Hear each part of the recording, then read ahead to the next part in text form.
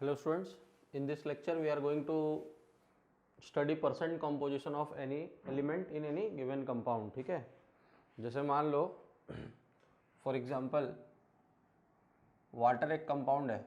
अब अगर उसमें हम पूछा जाए what is the percentage of hydrogen या what is the percentage of oxygen, तो उसी को हम लोग कहेंगे परसेंट कॉम्पोजिशन ऑफ एलिमेंट्स. तो percent of element equal to weight of element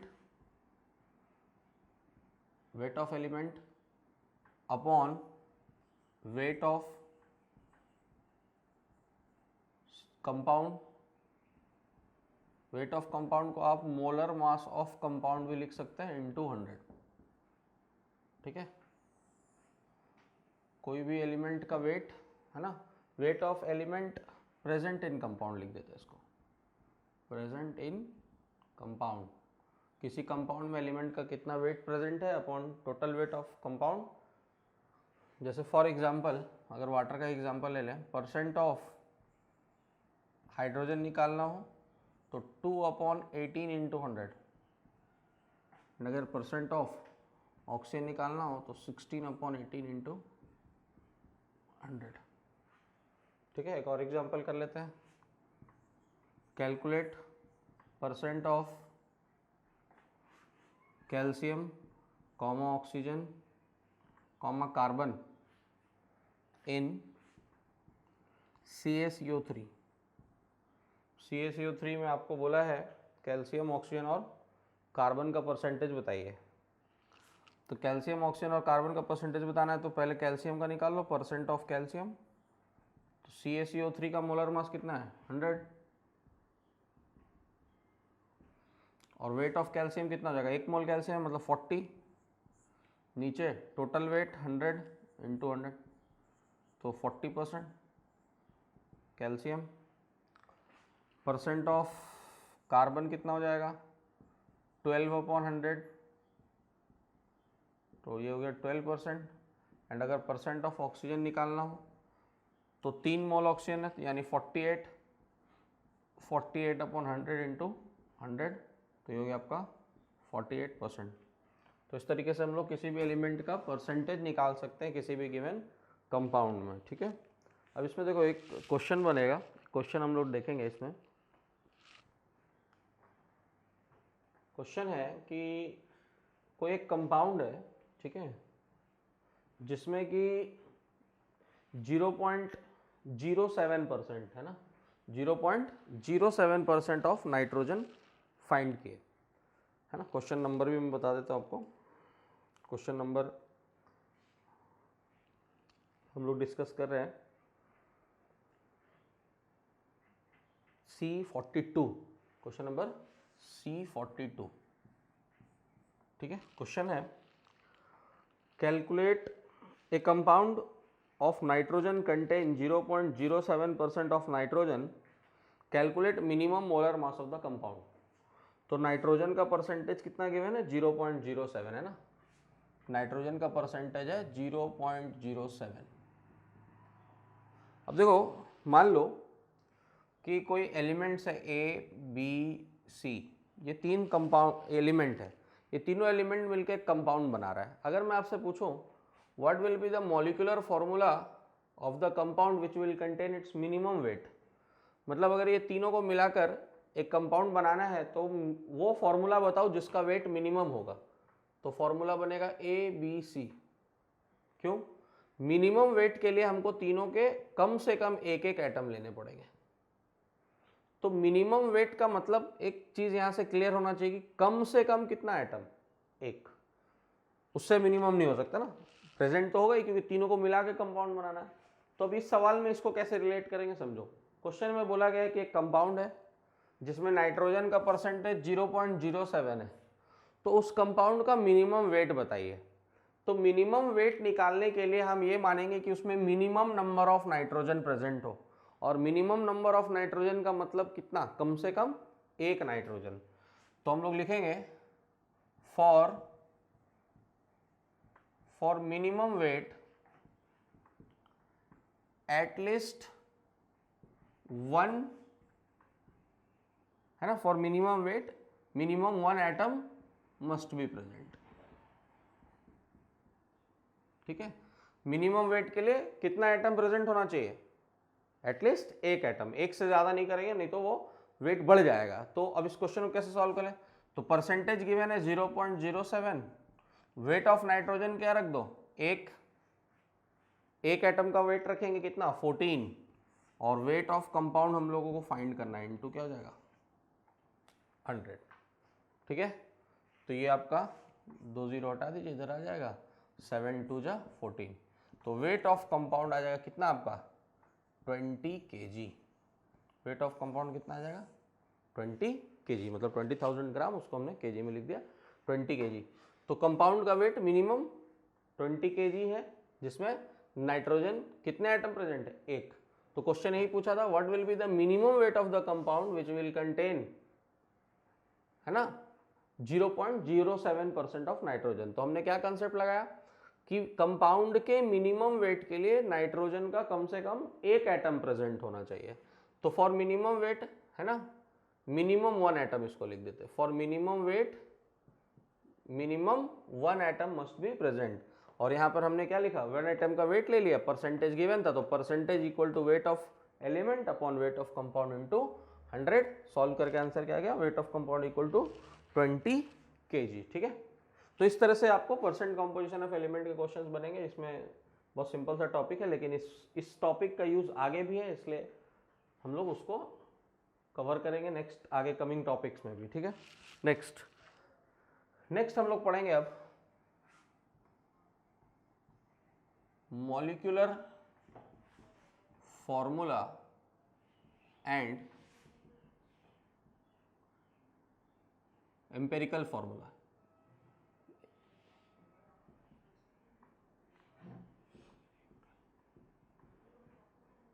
ठीक है, molecular formula and empirical formula.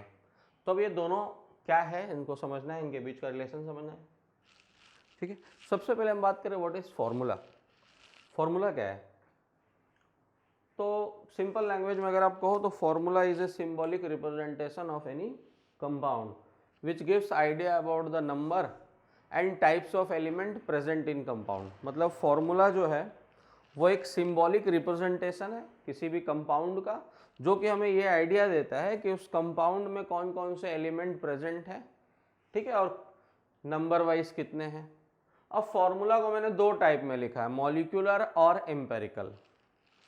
तो मॉलिक्यूलर फॉर्मूला क्या है? तो हम बोलेंगे molecular formula is the symbolic representation of any compound which gives the idea about the exact number of elements, है ना, exact number of atoms of element present in any compound। वापस repeat कर देता हूँ, molecular formula is the symbolic representation of any compound which gives idea about exact number of atoms of any element present in the compound, या आप इसको simple में कह सकते हो एग्जैक्ट कंबाइनिंग रेशियो। मतलब जैसे आप कह रहे हो ग्लूकोज, तो ग्लूकोज का फॉर्मूला क्या है?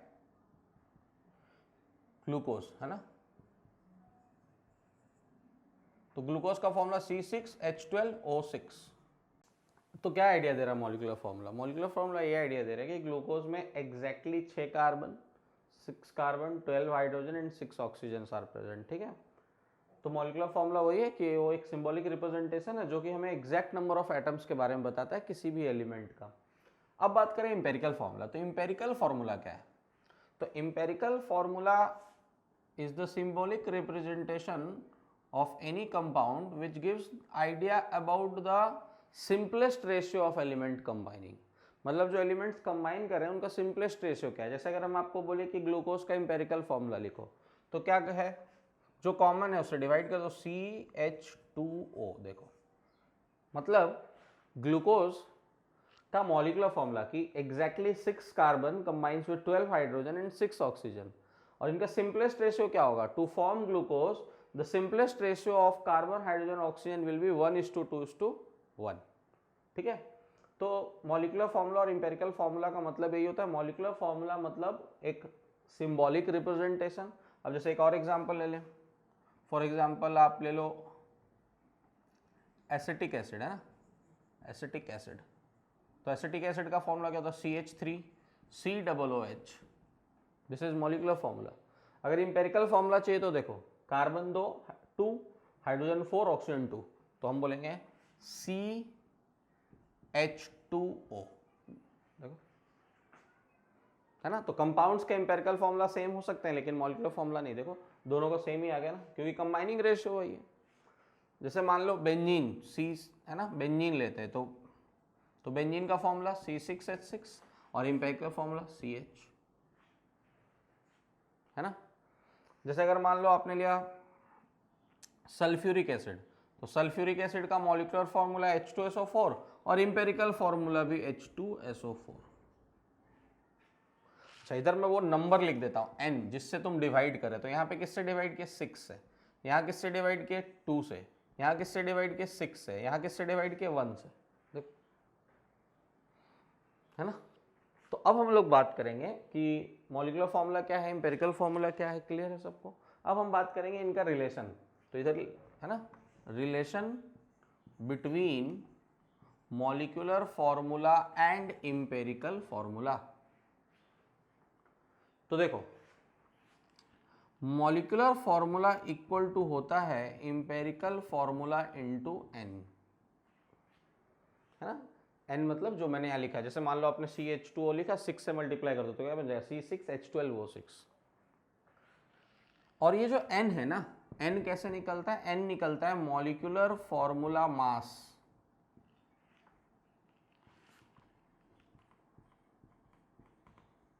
मॉलिक्यूलर फॉर्मूला मास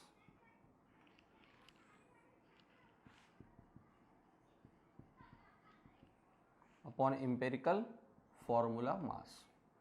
देखो जैसे मैं एग्जांपल लेता हूं, ग्लूकोज का मास कितना है, 180, और उसके इंपेरिकल फॉर्मूला का मास कितना है, देखो 12 + 16 + 2 30। तो देखो कितना आ गया, 6। तो अगेन ये इंपॉर्टेंट फॉर्मूला है।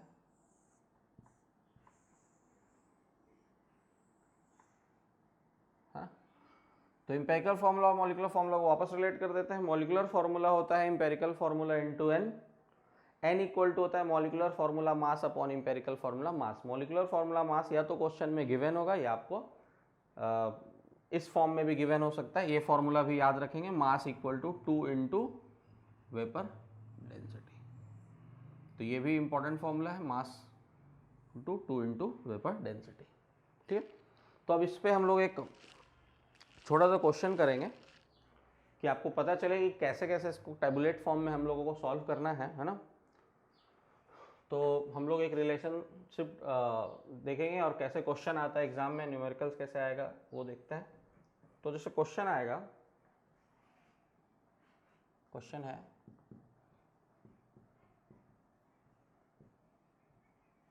ए hydrocarbon contains 80% carbon and its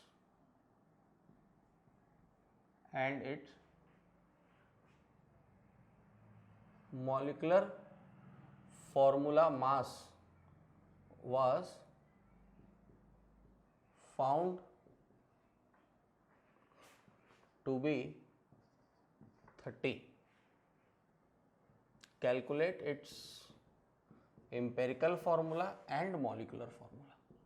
ध्यान रहे, जहां पे मैंने लिखा है molecular formula mass was found to be 30, मैं वहां लिख सकता हूं and its vapour density was found to be 15।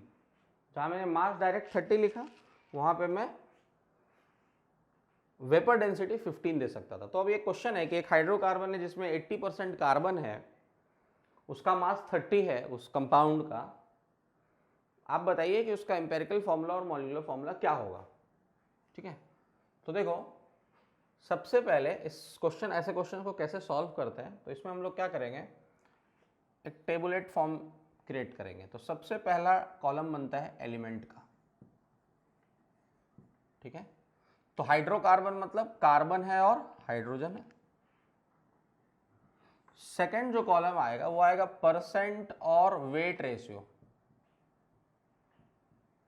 ध्यान रखना यहाँ पे मैं वेट रेशियो भी दे सकता था कि hydrocarbon contain 2:1 weight ratio of carbon and hydrogen, तो हम यहाँ 2:1 ऐसा लिखते हैं, है ना। तो कार्बन का परसेंटेज 80 है, तो हाइड्रोजन का कितना होगा 20, है ना, क्योंकि hydrocarbon means only carbon and hydrogen. इसके बाद आपको परसेंट बाय एटॉमिक वेट करना है, परसेंट बाय एटॉमिक वेट। तो परसेंट बाय एटॉमिक वेट निकालेंगे तो हो जाएगा 80/12 और ये हो जाएगा 20/1। तो इसको आप लिख सकते हो 20/3 और ये 20, ठीक है। नेक्स्ट जो कॉलम है वो है रिलेटिव रेशियो। तो रिलेटिव रेशियो वाले कॉलम में क्या करेंगे, देखो जरूरी नहीं है कि किसी कंपाउंड में 2 ही एलिमेंट हो, किसी में 4 भी हो सकता है, 5 भी हो सकता है, 3 भी हो सकता है, स्टेप्स यही रहेंगे। तो अब जो नेक्स्ट कॉलम है उसमें हमें क्या करना है कि इन सारे वैल्यूज में से सबसे छोटा वैल्यू को सिलेक्ट करना है। जैसे 20/3, अभी हमारे पास 2 वैल्यू तो मैं 2 में देख रहा हूँ, 4 होता तो 4 में देखते हैं। 20/3 और 20, तो इन दोनों में छोटा कौन है, छोटा है 20/3।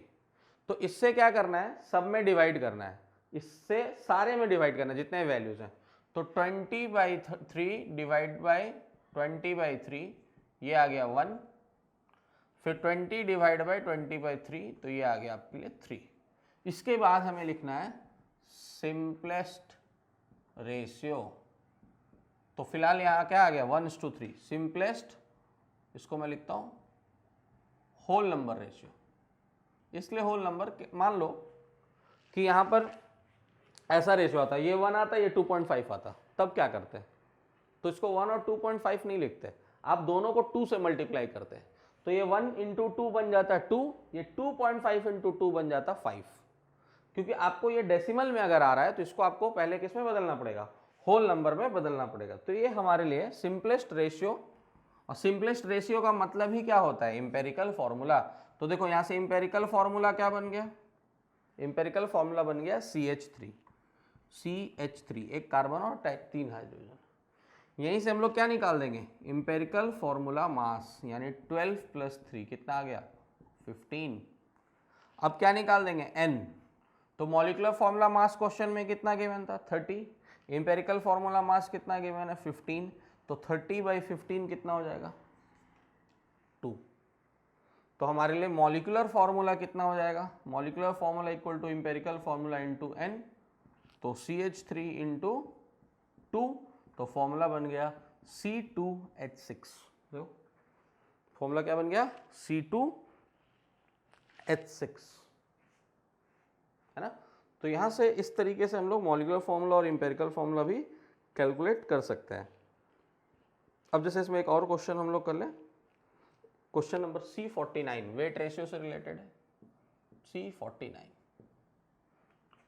तो C49 क्वेश्चन में क्या गिवन है, क्वेश्चन में गिवन है ए compound of carbon, hydrogen and nitrogen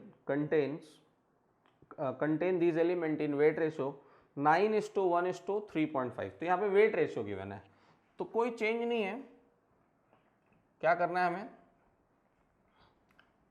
इसी तरह का एक टेबल फॉर्म बनाना है, ठीक है। कौन कौन से एलिमेंट गिवन है, एलिमेंट गिवन है कार्बन, हाइड्रोजन एंड नाइट्रोजन, इनका वेट रेशियो क्या गिवन है 9:1:3.5। तो नेक्स्ट आगे के स्टेप्स वही होंगे, 9/12, 1/1 एंड 3.5/14। तो ये कितना हो जाएगा आपका 3/4, ये 1 और ये 1/4।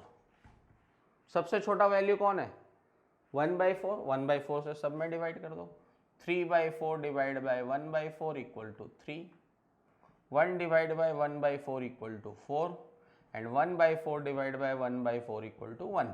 तो सिंपलेस्ट रेशियो हो गया 3:4:1। तो आपका इंपेरिकल फॉर्मूला क्या बना, इंपेरिकल फॉर्मूला बन गया C3H4n। तो यहाँ से क्या निकलेगा, इंपेरिकल फॉर्मूला मास, क्या निकलेगा, इंपेरिकल फॉर्मूला मास। तो empirical formula mass equal to क्या हो जाएगा 36 + 4 + 14 दैट इज इक्वल टू 54। ठीक है, दैट इज इक्वल टू 54। अब बोला है 3.5 respectively if molecular formula mass is 108 है ना, क्वेश्चन में 1.8 टाइप्ड है बट वो 108 है, तो यानी आपके लिए मॉलिक्यूलर फॉर्मूला मास गिवन है 108 ग्राम। ठीक है, तो आप पहले क्या निकाल लो n, 108 डिवाइड बाई 54, तो n कितना हो गया 2, और फिर आप वही रिलेशन लगा दो, molecular formula equal to empirical formula into n। तो एम्पेरिकल फॉर्मूला क्या है C3H4n इनटू क्या कर दो 2, तो इट इज C6H8n2। ठीक है, C6H8n2, तो the answer will be C6H8n2। तो इस तरीके से वेट रेशियो वाले क्वेश्चंस भी आप इसे सॉल्व कर सकते हैं। ठीक है, अब एक और क्वेश्चन इसी से रिलेटेड है C50, तो ये थोड़ा दूसरे टाइप का क्वेश्चन है C50। ऐसे क्वेश्चंस बहुत बार आते हैं ना, ये जो क्वेश्चन है ये भी आपका जेईई में पूछा हुआ क्वेश्चन था। अब C50 की बात करें, क्वेश्चन नंबर C50 में क्या है, C50 में बोला गया है 2 oxides of metal contain 50 and 40%। मेरे पास 2 ऑक्साइड है, ठीक है, M2OX जनरल फॉर्मूला होगा ऑक्साइड का, क्योंकि ऑक्सीजन की वैलेंसी 2, मेटल X मान लिया। तो बोला है 2 oxide of metal contain 50 and 40% of metal respectively. इसमें मेटल 50% है, ठीक है, और दूसरा जो ऑक्साइड है, पहले वाले का फॉर्मूला MO दिया हुआ है ना, फर्स्ट ऑक्साइड, सेकंड वाले को मैं मानता हूं M2OX। ठीक है, अब इसमें कितना बोला है, मेटल 40%। क्वेश्चन है कि 2 oxide of metal contain 50 and 40% of metal respectively. If formula of first oxide is MO, then determine the formula of second oxide।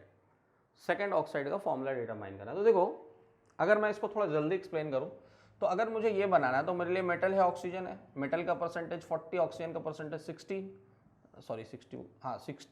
है ना। तो इसके बाद वाला स्टेप क्या होता था, 40 अपॉन मोलर मास 60 अपॉन 16, यही तो है। तो यानी हमें चाहिए क्या, ये मास चाहिए, देखो, और फिर इनका रेशियो लेंगे तो ऑक्साइड आ जाएगा। मतलब क्या हम ऐसा लिख सकते हैं कि अगर इसमें 50% मेटल है तो 50% ऑक्सीजन भी है। तो क्या हम लोग ऐसे लिख सकते हैं, M/O मेटल अपॉन ऑक्सीजन का जो रेशियो है, तो ये हो जाएगा 50/16, 50/M अपॉन 50/16, और ये कितना है अकॉर्डिंग टू क्वेश्चन, 1/1। देख लो 1/1, तो ये हो जाएगा कितना, 50 और 50 क्या हो गया, कैंसिल, तो 16/M इक्वल टू 1/1, यानी M कितना आ गया, 16। तो क्या अब हम लोग इस तरह से क्वेश्चन के फॉर्म में सॉल्व कर सकते हैं इसको, देख लो, है ना, 16 रख के, मेटल 50%, ऑक्सीजन 50%, 50/M अपॉन 50/16, तो M क्या आ गया, 16। तो अब अगर इसको सॉल्व करना, अगर हमें फॉर्मूला निकालना है, तो देखो, तो हम लोग इसको ऐसे कर सकते हैं, यहां पर आप इसके जगह पे क्या रख दो, मोलर मास ऑफ इसका भी क्या आ गया, 16 आ गया, तो ये हो गया 40/16 और ये हो गया 60/16। ठीक है, तो नेक्स्ट कॉलम में दोनों में सबसे छोटा वैल्यू कौन है, तो ये हो जाएगा, ये छोटा है ना, तो आप 40/16 डिवाइड बाई 40/16 कर दो, तो ये आ गया 1, है ना, और ये आपका 60/16 डिवाइड, मतलब ये हो गया 16/, तो ये आपका हो गया कितना, 16 कैंसिल, तो ये आ गया आपका 3/2, 3/2 मतलब 1.5, है ना। अब आप इसको, कॉर्नर आ रहा ना, अब आप इसको सिंपल रेशियो में चेंज करें, तो देखो मैंने अभी बताया था, जब ऐसा केस आ जाए तो इसको मल्टीप्लाई बाई 2 कर दो, इसको भी मल्टीप्लाई बाई 2 कर दो, तो ये 2 आ गया और ये 3 आ गया, तो फॉर्मूला क्या बन गया, M2O3, देख लो, M2O3। और यहाँ से एक और स्टेप बता देते हैं, एक तो ये तरीका हुआ टेबल के फॉर्म में, और नहीं तो यहीं से कर लेते हैं। मास तो हमें मिल गया ना 16, तो इसको हम लोग कैसे करेंगे, mole of m upon mole of O। तो मोल ऑफ m कितना हो जाएगा 40/16 एंड मोल ऑफ O कितना हो जाएगा 60/16। तो यहां से भी देखो आप 16 cancel, that is equal to 40/60, that is equal to 2/3। तो फॉर्मूला हो गया M2O3। क्योंकि ऐसा क्यों लिख रहे हैं ना, ऐसा क्यों लिखा मैंने, ध्यान से देखो, ये क्यों लिखा, ये क्यों लिखा, क्योंकि for any binary compound, for any binary compound AXBY, तो AXBY का मतलब होगा number of mole of A upon number of mole of B equal to x/y। ये x मतलब A के मोल और y मतलब B का मोल है ना, कभी भी। इसीलिए ये जो मैंने लिखा ना MO, तो यहाँ 1 1 है, मतलब 1/1, तो ये number of mole of M by number of mole of O। तो देखो यहाँ हमने M और O का रेशियो निकाला, तो कितना है 2/3, इसलिए मेरा फॉर्मूला क्या बन गया M2O3। और इस तरह से भी हम लोग इसको टेबल के फॉर्म में भी निकाल सकते थे, ठीक है। तो इन दिस लेक्चर हम लोगों ने बात किया है percent composition of element, molecular formula और एम्पिरिकल फार्मूला। नेक्स्ट लेक्चर से हम लोग स्टेचोमेट्री एंड स्टेचोमेट्रिक कैलकुलेशन की तरफ बढ़ेंगे, जिसको हम लोग मोल मोल एनालिसिस भी कह सकते हैं, मतलब केमिकल रिएक्शन बेस्ड सारे कैलकुलेशंस। तो अभी तक जितना भी मैंने पढ़ा है, ये सारा का कंसेप्ट आगे यूज होगा। Thank you.